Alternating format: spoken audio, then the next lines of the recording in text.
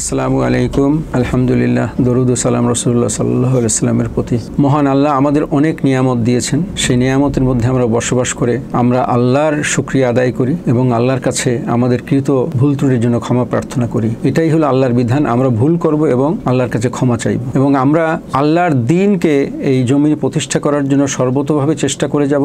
আল্লাহর দেওয়া সেই কোরআন, পবিত্র কোরআন এবং রাসূল সাল্লাল্লাহু আলাইহি ওয়াসাল্লামের সহিহ সুন্নাহকে আমরা অনুসরণ করব।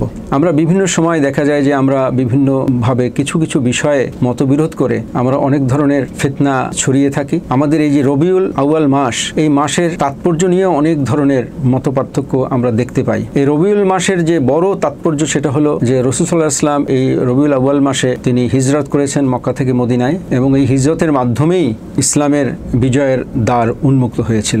পাশাপাশি এই রবিউল আউয়াল মাসেই রাসূল সাল্লাল্লাহু আলাইহি ওয়াসাল্লামের ওফাত হয়, তিনি মৃত্যুবরণ করেন। কিন্তু এটা নিয়ে তার জন্ম নিয়ে এখানে একটা বড় কথা বলা হয় যে তিনি রবিউল আউয়াল মাসের একই দিনে তিনি জন্মগ্রহণ করেছেন, একই দিনে তিনি মৃত্যুবরণ করেছেন। এই জিনিসটা আসলে ওইভাবে সমর্থিত না। তার জন্ম তারিখটা নিয়ে একটু মতভেদ আছে এবং কেউ সেটা মুহররম মাস বলেন, অন্য মাসের কথাও বলেন কেউ কেউ, এবং সেটা এই রবিউল মাসের যে একেবারে নির্ধারিত দিনে যেটা বলা হয় সেটা আমাদের দেশে যেটা প্রচলিত আছে সেটা আসলে সঠিক না বলে যারা ইসলামের ইতিহাস সম্পর্কে গবেষণা করেছেন তাদের কাছ থেকে পাওয়া যায়।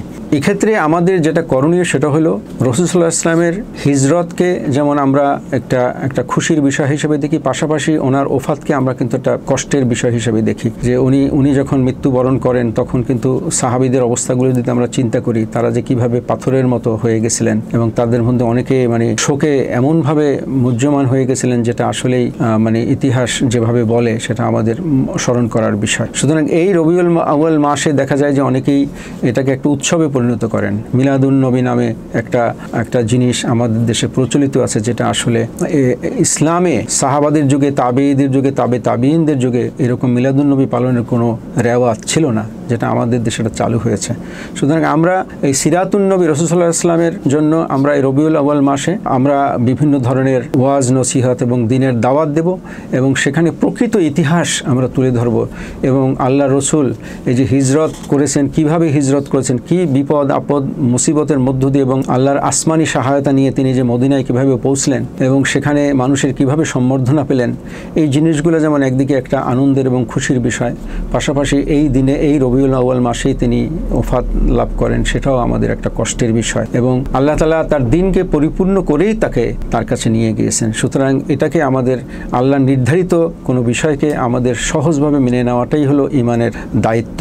সুতরাং আমরা সেইভাবে রাসূল সাল্লাল্লাহু আলাইহি ওয়াসাল্লামের আদর্শকে যেন এই আমাদের মুসলমান সমাজে আমরা যেন প্রতিষ্ঠিত করতে পারি এবং মুসলমান অমুসলমান সবার মধ্যে যেন এই দাওয়াতটা আমরা পৌঁছে দিতে পারি। রাসূল সাল্লাল্লাহু আলাইহি ওয়াসাল্লামের দাওয়াত, যেটা আল্লাহ তাআলা তাকে ওহীর মাধ্যমে, দুই ধরনের ওহী তার কাছে এসছে, একটা জিবরাইল আলাইহিস সালামের মাধ্যমে যেটা পবিত্র কোরআন শরীফ, পাশাপাশি ওনার কাছে আরও ওহী এসে যেগুলো আমরা জানি যে সহিহ সুন্নাহ হিসেবে আমরা এটাকে পালন করে থাকি। সুতরাং আতিউল্লাহ ওয়া আতিউর রাসূলা, আল্লাহ তাআলা বলেছেন তুমি আমার আনুগত্য করো এবং আমার রসুলের আনুগত্য করো, এবং কোনো জায়গায় তিনি বলেছেন যে রসুলের আনুগত্য করলে আমারই আনুগত্য করা হয়। সুতরাং অনেকে এখন আছে যারা বলে যে না কোরআনই সব, সহিহ সুন্নাহ এগুলা কিছু না। তো তাদের জন্য এখানে মূল মেসেজ হলো তারা কোরআনও বোঝে না, তারা সহিহ সুন্নাহও বোঝে না এবং তারা মুসলমানের মধ্যেই না, তারা ফিতনা সৃষ্টি করার জন্য একটা মুনাফিকি পরিবেশ সৃষ্টি করে এবং তারা ইসলাম থেকে আসলে নিজেদেরকে সরিয়ে এবং ইসলামের একটা দুশমন তারা। সেই জন্য সহিহ সুন্নাহ এবং কোরআন দুইটাকে পাশাপাশি মানতে হবে। রাসূল সাল্লাল্লাহু আলাইহি ওয়াসাল্লাম অনেক কিছু হালাল হারাম করেছেন, সেটাও যেমন আমাদের কাছে গুরুত্বপূর্ণ।